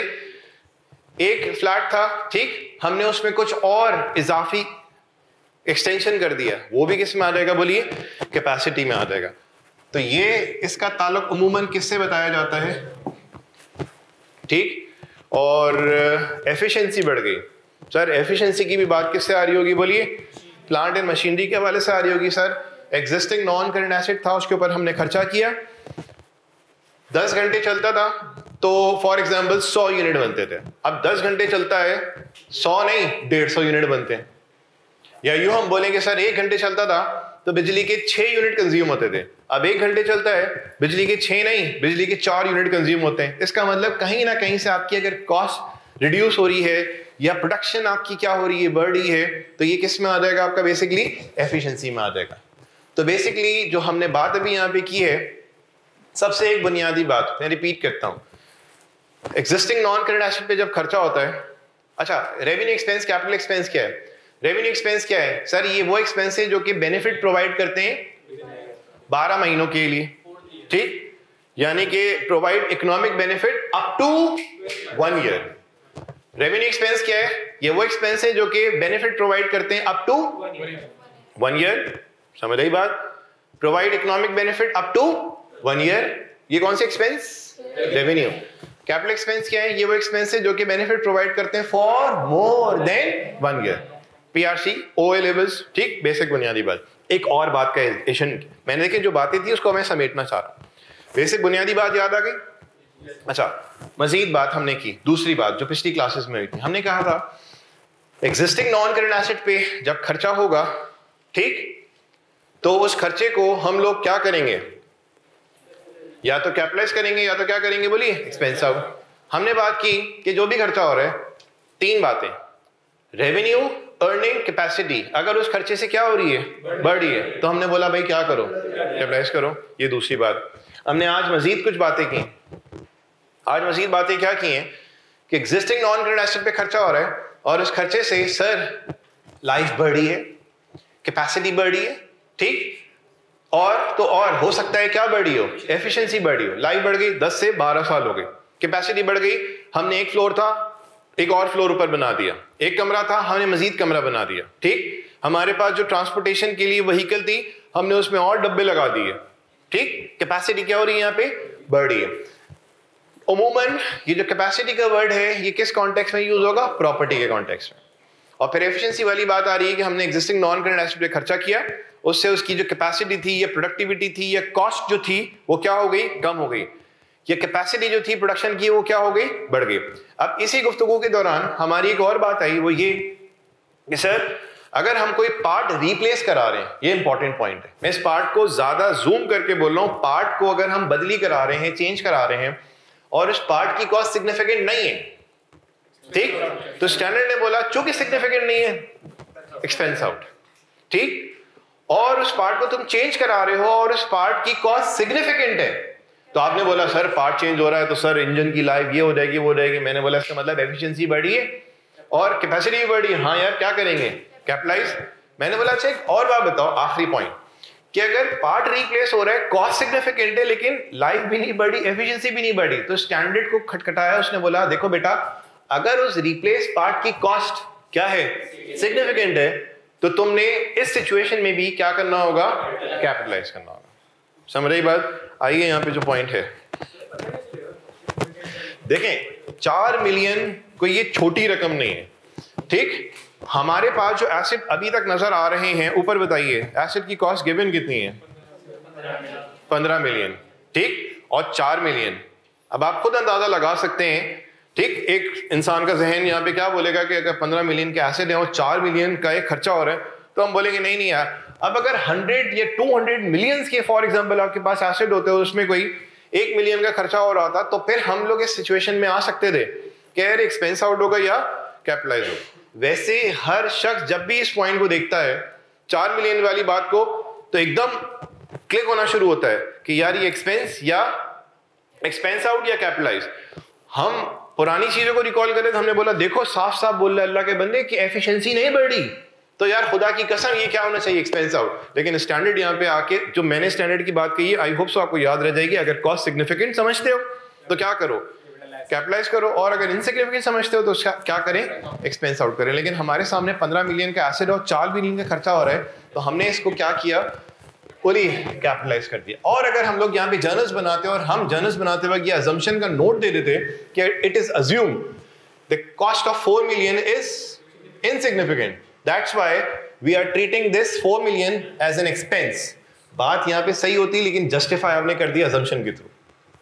बोले कितना? देखिए बात यहाँ पे आ रही है जजमेंट की कि सर यही अभी अगर सवाल किया जा रहा है कि 1 मिलियन होता, अगर आपकी मैनेजमेंट ये समझती है कि यार 1 मिलियन आपके लिए एक सिग्निफिकेंट अमाउंट तस्वुर किया जाता है, तो आप क्या करेंगे, इसको कैपिटलाइज करेंगे, ठीक। यहाँ पे कोई हार्ड एंड फास्ट कोई क्राइटेरिया या परसेंटेज डिफाइन नहीं है कि यार इतना % होगा तो आप क्या करेंगे। जैसे आप एनआरबी निकाल रहे होते हैं, एनआरबी में क्या होता है कि हम इतने का सेल कर सकते हैं, इतना हमारी कॉस्ट इनकर होगी, ठीक, तो उसका कोई क्राइटेरिया नहीं है, एस्टिमेट है हमारा। तो एस्टिमेट हमने ये लगाया कि भाई 4 मिलियन का 80, 20, 50% की हम बात यहाँ पे नहीं कर रहे। हमने बोला 4 मिलियन है और 15 मिलियन का एसेट है, तो हमारी नजर में 4 मिलियन सिग्निफिकेंट अमाउंट है, तो बेटा इसको हम लोग क्या ट्रीट करेंगे, एसेट। एसेट ट्रीट करेंगे मतलब कैपिटलाइज करेंगे। अच्छा जी, दोबारा पढ़ते हैं। यानी कि ये जो थर्ड पॉइंट की जो 2 लाइनें हैं, ये हमारे लिए कुछ मजीद चीजें समझा के चाह चुकी है। On 1 January 2016 certain worn out part, मतलब बड़े पुराने पार्ट्स, डैमेज पार्ट्स या पार्ट घिस घिस के जो एकदम बोसीदा हालत में आ चुके हैं, were replaced at a cost of 4 million. The replaced part neither enhance the useful life of the plant nor its operating efficiency. सबके पास जवाब मिल गया ना? अच्छा जी, the old part was sold for 0.75 million, the plant was purchased for 25 million on 1 January 2015। अच्छा, plant के अंदर कुछ पार्ट्स लगे हुए हैं जो कि डैमेज हुए हैं, ठीक। क्या हमें यहां पे बताया हुआ है कि उन पार्ट्स की क्या कॉस्ट है? हेलो, क्या ये हमें बताया हुआ है कि जो वॉर्न आउट पार्ट्स हैं उनकी कॉस्ट कितनी है? नहीं बताया हुआ। तो इसका मतलब उन वॉर्न आउट पार्ट की कोई कॉस्ट नहीं बताई हुई, तो स्ट्रेट अवे यानी कि वॉर्न आउट पार्ट बिल्कुल बोसीदा, भाई ले जा भाई, जान छोड़ो यहां से। लेकिन दे के कितना जा रहा है हमें वो पैसे? 0.75। तो आप मुझे बताइए गेन हो रहा है, लॉस हो रहा है? गेन हो रहा है। तो हम सिंपल यहां पे क्या करेंगे, एंट्री जो बनाएंगे, पुराने पार्ट्स की कोई कॉस्ट गिवन है? बोले नहीं। जब कॉस्ट नहीं गिवन तो उसका एक्यूमुलेटेड डेप्रिसिएशन भी नहीं मालूम। डन। वैसे हम डिस्पोजल के टाइम पे एंट्री क्या बनाते हैं, वो जो पुराना एसेट है उसको क्रेडिट करो, डिस्पोजल में फेंको, उस पुराने एसेट के अलाउंस को खत्म करो और डिस्पोजल में फेंको, और जो पैसा आया उसको डेबिट करो और डिस्पोजल में फेंको, ठीक। और फिर देखो कि गेन हुआ या लॉस, अगर गेन है तो गेन क्रेडिट करो और डिस्पोजल को करा दो डेबिट। सर यहां पे हम एसेट को क्रेडिट कितने से करेंगे? सर कॉस्ट उन वॉन आउट पार्ट की क्या गिवन है या नहीं गिवन? बोले नहीं गिवन, तो इसका मतलब कॉस्ट क्या क्रेडिट होगी, तो डिस्पोजल क्या डेबिट होगा, अलाउंस क्या डेबिट होगा, डिस्पोजल क्या क्रेडिट होगा, कुछ भी नहीं मालूम, ठीक। ये वाली बात समझ रहे? सर ये जो पैसा आ रहा है ना, ये हमारे लिए स्ट्रेट अवे किस चीज को इंडिकेट कर रहा है, ये हमें क्या हो गया बोलिए, गेन। कितने का गेन हुआ? तो मैं एंट्री बनाऊंगा बैंक डेबिट, अदर इनकम या गेन या प्रॉफिट एंड लॉस को मैं क्या करा दूंगा, क्रेडिट। मेरे भाई ये बात समझ रहे? सर ये दिया हुआ तो है 25 मिलियन, सर ये दिया हुआ तो है 25 मिलियन, बेटा ये प्लांट की कॉस्ट है जिसके अंदर क्या लगे हुए थे, पार्ट्स। समझ आ रही है बात? प्लांट की कॉस्ट कितनी है, 25, जिसके अंदर लगे हुए थे पार्ट्स। तो आपको मैं बताऊं इसके हवाले से जो एंट्री बननी है वो क्या बननी है, सुनना। जो एंट्री बननी है ना नंबर 3 की, ठीक, वो बननी है, 2 एंट्रीज बननी है, वो 2 एंट्रीज बननी है, 2 एंट्रीज बननी है। वो 2 एंट्रीज क्या बननी है? एक तो एंट्री बननी है plant and machinery debit 4 million, cash bank credit 4 million, एक एंट्री ये बन गई। क्या ये बात समझ आ गई कि हमने P&M को क्यों डेबिट कराया 4 मिलियन से? ठीक है जी। अब दूसरी एंट्री जो हमने बनानी है वो क्या बनानी है, गेन वाली, तो bank debit other income credit, ठीक, गेन क्रेडिट या अदर इनकम क्रेडिट या प्रॉफिट एंड लॉस क्रेडिट। अच्छा जी, अब सुनिए एक और बात, बस ये 2 एंट्रीज बननी है इसकी, ठीक है जी, ये 2 एंट्रीज बननी है। अब आइए आगे बढ़े। On 1st May 2016, the plant was damaged and remained inoperative for 1 month. KE spent an amount of 3 million on repairs to restore the plant in working condition. सोच के बताना है।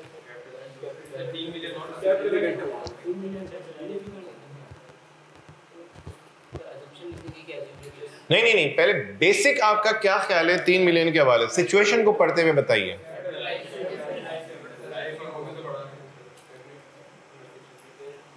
On the plant was damaged and remained inoperative for 1 month. ठीक है जी। जब plant and machinery इस्तेमाल होगा, damages भी होते हैं, पार्ट भी खराब हो जाते हैं, ठीक है जी। और ये तो एक रूटीन का प्रोसीजर है कि भाई चीजें इस्तेमाल होंगी तो खराब भी होंगी, जल भी जाएंगी। केई ने स्पेंड किए 3 million on repairs to restore the plant in working condition. Working condition में लाने के लिए,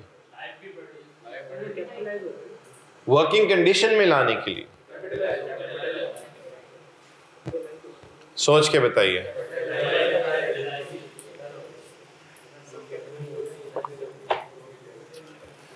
हाँ जी, ऑनलाइन स्टूडेंट्स बताइए, ताहा, दुआ, अशमल। रिपेयर्स पे खर्चा हो रहा है,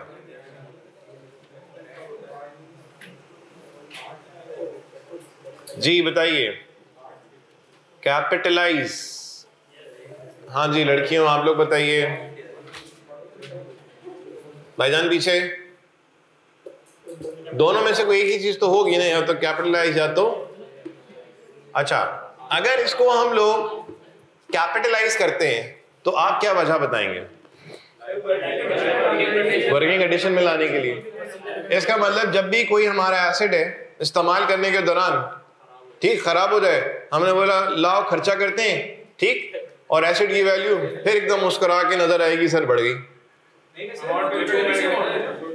अब एक और बात सुनो, एसेट जब इस्तेमाल में आता है, ये देखें अभी जो डिस्कशन चल रहा है ना ये कैपिटल और रेवेन्यू एक्सपेंस के हवाले से, ये कोई सिंपल फ्रैंकवुड वगैरह का डिस्कशन नहीं है, ना ही रैंडल का है कि यार एक्सपेंस आउट होगा provide benefit up to 1 year, revenue expense for more than 1 year capital. यहाँ पे बेसिकली हम लोग वहां पे भी जाहिर सी बात है उतनी बात बताई गई है फ्रैंकवुड रैंडल के अंदर या और जो दूसरी स्टडी टेक्स्ट है, बेसिक बुनियादी बात यहाँ पे बेसिकली हम लोग जो गुफ्तगू कर रहे हैं वो स्टैंडर्ड को मद्देनजर रखते हुए कर रहे हैं। अब देखिए, आपने कहा कि इसको अगर हम करते हैं एक्सपेंस आउट, या आपने कहा इसको हम लोग करते हैं कैपिटलाइज। अभी आपने क्या बात बोली है? कैपिटलाइज। जब हम लोग एसेट को इस्तेमाल करते हैं तो इस तरह के खर्चे आते हैं या नहीं आते? चीजें खराब होती हैं, डैमेजेस होते हैं वगैरह वगैरह। ये क्या मतलब ऑन गोइंग प्रोसेस है? क्या ये चीजें रिकरिंग बेसिस पे हो रही होती हैं? हो रही होती हैं। देखिए देखिए देखिए, क्या ये ऑन गोइंग एक्सपेंस है? क्या घर पे भी कोई मशीन है या इक्विपमेंट है या प्लांट एंड मशीनरी है, बिजनेस में भी अगर हम बात करें तो इस्तेमाल करने के दौरान इस तरह के मसाइल आते हैं या नहीं आते? आते हैं। ठीक, स्टैंडर्ड यहाँ पे ये बोलता है कि एसेट को इस्तेमाल करने के दौरान अगर इस तरह के कोई मसाइल आए, ठीक, यहाँ पे क्या बोल रहा है? डैमेज हो गया। यहाँ पे क्या हो गया? डैमेज। ठीक, इस्तेमाल करने के दौरान अगर कोई किसी किस्म के कोई मसाइल आते हैं, अब उस पर जो खर्चा किया जा रहा है, उस पर जो खर्चा किया जा रहा है, अब खर्चा छोटा हो या बड़ा, छोटा हो खर्चा या खर्चा हो बड़ा, सही है जी, हमने क्या करना होगा? उसको अपना day to day expense consider करना होगा। उसको हमने अपना क्या कंसिडर करना होगा? Day to day expense. और यहाँ पे ये भी कहीं बात लिखी भी नहीं है कि इस खर्चे से जो है वो लाइफ बढ़ी है या एफिशिएंसी बढ़ी है, इस तरह की कोई बात यहाँ पे नहीं की। तो सुनो बेटा, बड़ी लाउड एंड क्लियर बात बोल रहा हूं, एग्जिस्टिंग नॉन करंट एसेट को इस्तेमाल करने से या एसेट को इस्तेमाल करने से अगर किसी किस्म के कोई डैमेजेस होते हैं, ठीक, या इस तरह के कोई दूसरे मसाइल आते हैं और उस मशीन को रोक दिया जाता है और उसकी रिपेयर पे खर्चा किया जाता है, खर्चा चाहे छोटा हो, ठीक, या खर्चा चाहे बहुत बड़ा ही क्यों ना हो, राइट, हमने क्या करना होगा? स्टैंडर्ड ने कहा क्योंकि ये ऑन गोइंग प्रोसेस है, ठीक, ये इस तरह के खर्चे होते ही रहते हैं। जब चीज इस्तेमाल होगी तो खर्चे आते ही हैं। अब उस खर्चे की कॉस्ट ज्यादा हो या कम हो, आपने क्या करना है? इसको अपना day to day expense consider करना है और इसको आपने प्रॉफिट एंड लॉस में क्या ट्रीट कर देंगे? एक्सपेंस। ऊपर जो भी हमने बात की थी, कौन सी वाली? 4 मिलियन वाली। अब उस बात को इस बात से जरा आप रिलेट करो, देखो दोनों में फर्क है, इसमें फर्क है। यहां पे क्या बोलता है? नंबर ऊपर देखिए, वो जो 4 मिलियन वाली बात है वो पार्ट रिप्लेस हुआ है, ठीक, वन आउट पार्ट था, यानी कि इस्तेमाल हो के वो बिल्कुल पार्ट फारिग हो गया था। भाईजान बात समझ आ रही है? वो पार्ट बिल्कुल बोसीदा हो गया था, वो जो मशीन में बेड लगे हुए थे वो पूरे घिस चुके थे।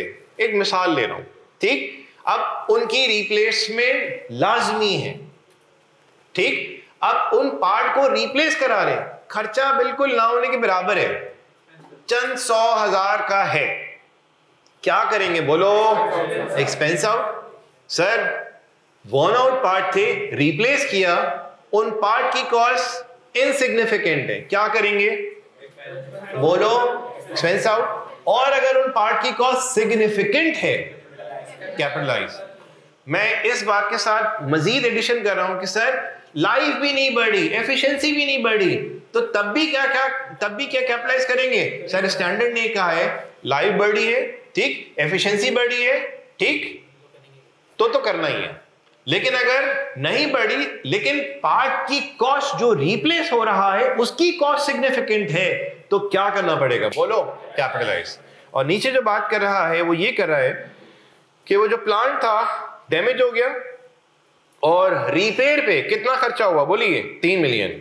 To restore the plant in working condition, यानी कि वर्किंग कंडीशन में लाने के लिए उसके ऊपर कितना खर्चा किया जा रहा है? 3 मिलियन का। तो सर ये जो खर्चा है ये तो ऑनगोइंग प्रोसीजर में काउंट होता है, प्रोसेस में होता है, जब चीज इस्तेमाल होती है तो खर्चे तो होते हैं। तो यहाँ पे जो रिपेयर कॉस्ट है इसको हम लोग अपने पास क्या ट्रीट करेंगे? एक्सपेंस ट्रीट करेंगे, यानी कि एंट्री बनेगी यहाँ पे रिपेयर एक्सपेंस डेबिट, कैश या बैंक क्या हो जाएगा? क्रेडिट। ठीक, ये वो सिंपल डिस्कशन नहीं है जो आज से पहले हम रखते थे। इंशाल्लाह अभी मैंने थोड़ा सा एक लंबा सफर इसमें तय किया है कैपिटल और रेवेन्यू के हवाले से, समझे, इतना लंबा भी नहीं, बस थोड़ा सा एक आइडिया दिए। हमारे पास इस तरह के मामला मजीद आएंगे और फिर जब आप इस सिचुएशन में होगे तो पुरानी कुछ चीजें याद होंगी कि provide benefit up to 1 year, basic more than 1 year. फिर दूसरा सेशन क्या लगाया मैंने? रेवेन्यू अर्निंग कैपेसिटी, तीसरी बात, दूसरी बात, फिर तीसरी बात क्या? ये वाली। ठीक, अभी चौथी बात बीच में रह गई, यानी कि कैपिटल और रेवेन्यू एक्सपेंस के हवाले से अभी मजीद डिस्कशन जो है वो बाकी है। बोलो बेटा। देखें मशीन बार बार बंद नहीं होती। अब यहां पे वो ये नहीं कह रहा कि यार उसको उस खर्चे करने की वजह से, अब सुनिए इधर, अभी भाई साहब ये कह रहे हैं कि सर मशीन बार बार खराब तो नहीं होती। ठीक है जी, मैं भी एग्री करता हूं। अब अगर वो ये कहता है कि इस रिपेयर से उसकी लाइफ बढ़ गई है, ठीक, या उसकी एफिशिएंसी बढ़ गई है, तो फिर मैं मजबूर था क्या करने पे, उस खर्चे को कैपिटल एक्सपेंस फीड करने पे। लाइक फॉर एग्जांपल आपके पास जो बाइक है या मशीनरी है, इस्तेमाल आप कर रहे थे, खराब हो गई, आपने क्या किया, रिपेयर करवाया। रिपेयर कराने की वजह से आपने बोला यार इसमें मजीद एक नई जान आ गई, इसमें एक मजीद नई जान आ गई, और अब लाइफ जो उसकी रिड्यूस हो गई इतनी रह गई थी, अब लाइफ में भी क्या हो गया, बोलिए इजाफा। तो इस सिचुएशन में आप खुद बताओ क्या करना चाहिए, कैपिटलाइज।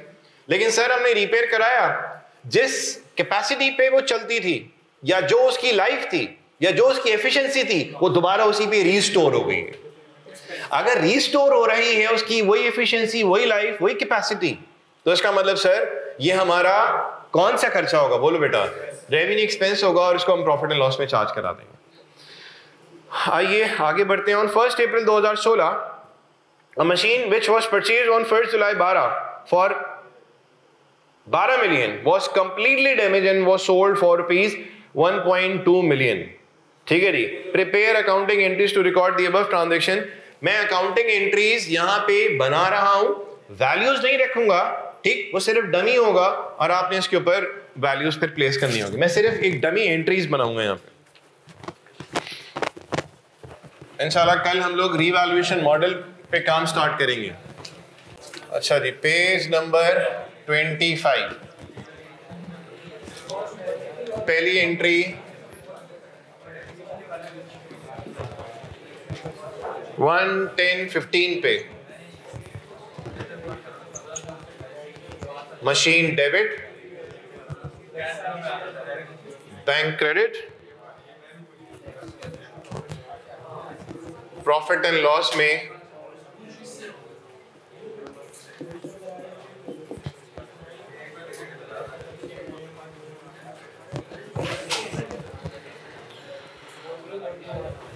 फिर 1/11/15 पे मशीन डेबिट, स्टॉक क्रेडिट।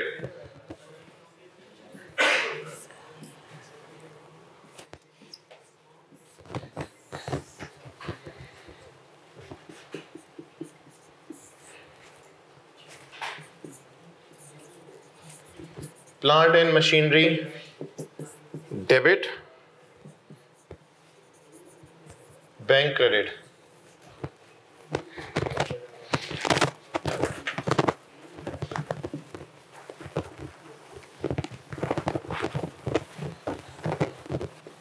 जब तक बोर्ड पे मैं मजीद काम कर रहा हूं, आप लोग वैल्यूज फिट करना चाहें तो कर सकते हैं।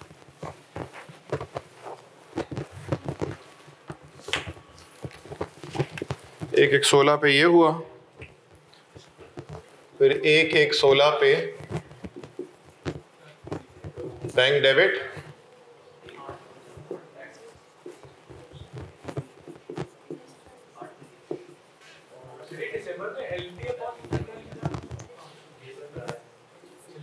लिस्ट प्राइस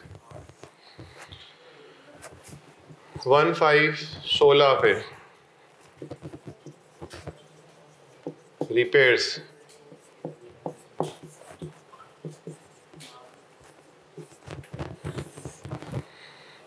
फिर 1/4/16 पे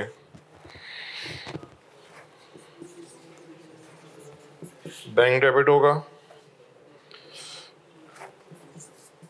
1200, एक्यूमुलेटेड डेप्रिसिएशन डेबिट होगा। हाँ जी, देखिए यहाँ पे वैल्यूज कुछ रखी है आपने,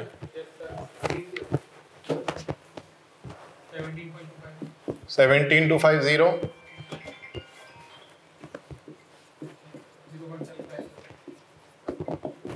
700, श्योर। 17,250 कैसे आया? 15 मिलियन प्लस 3 मिलियन का 75%। ये बताओ 8,000। लिस्ट प्राइस कितनी है? 10,000। ये प्लांट एंड मशीनरी 750। रिपेयर कितना है? 3,000। अब देखिए यहाँ पे डिस्पोजल जो हो रहा है, bank debit, allowance debit, machine credit, last adjustment वाली बात हो रही है।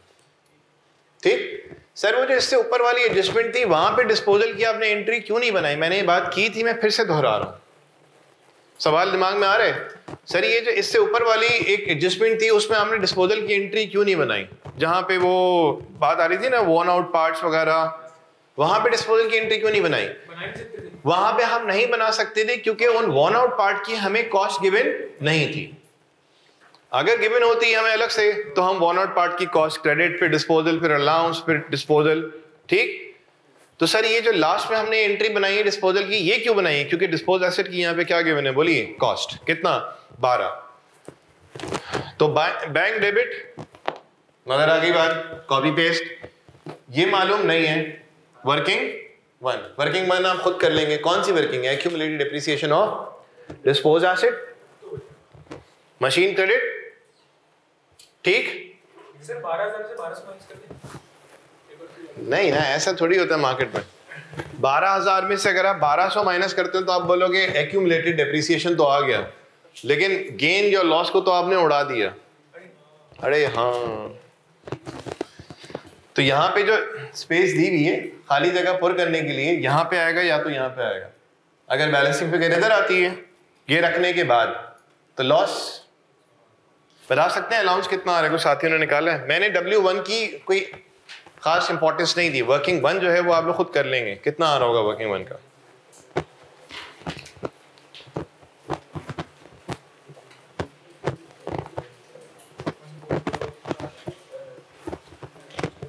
बस ये एंड है तभी ये सवाल। बस कितना आ गया? कोई बताएगा हमें?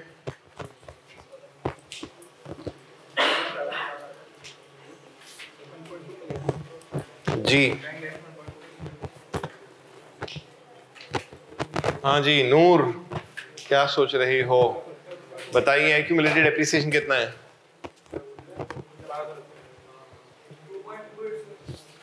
2.28। एक ही सवाल किया मैंने, बताइए एक्यूमुलेटेड कितना होगा?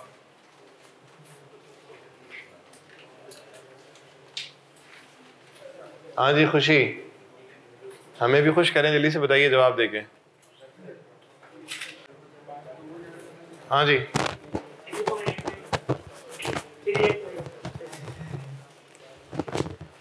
ऑनलाइन वाले भाइयों बताओ। तहाद व अशमल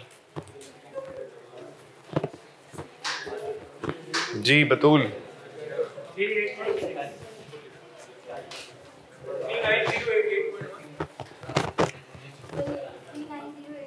39 यही सही जवाब है। बाकी लोग अभी भी पता नहीं कौन सा नशा करे हुए हैं कि वो जवाब नहीं आता।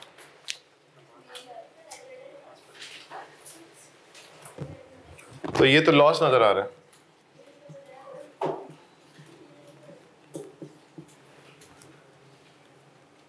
थ्री 908। अब वो जो भी है सही है, कैसे आएगा मैं खुद भूल गया हूँ। 6892। बाकी ये डेप्रिसिएशन के लिए मैंने ज्यादा आपको तकलीफ नहीं दी, मैंने लिख दिया, आपने बस बताना है। 75 क्या है? कॉस्ट है। एक सेकंड बेटा। 17 क्या है? अलाउंस है। तो ओपनिंग बुक वैल्यू आ गई। ठीक। 12 क्या है? डिस्पोज एसेट की कॉस्ट है। और वर्किंग वन याद है ना, कई दफा हमने बात की, accumulated depreciation of disposed asset at the start of year start 10%। D disposal वाला, वो जो आपने वर्किंग वन की होगी उसका उठा के रख देंगे, सेकेंड लास्ट वाला। एडिशन यहां पे कितना? 17। यहां कितना? 8,000। यहां कितना? 4,000 टोटल कर लीजिए, कितना आ गया? हाँ जी बताइए जल्दी से। चलो यार टोटल करके आप लोग खुद बता लीजिएगा। यहाँ तक हम अपना काम बस एंड करते हैं। कल इंशाल्लाह हम लोग रीवैल्यूएशन मॉडल पे काम स्टार्ट कर देंगे। ठीक है भाई, अल्लाह हाफिज़।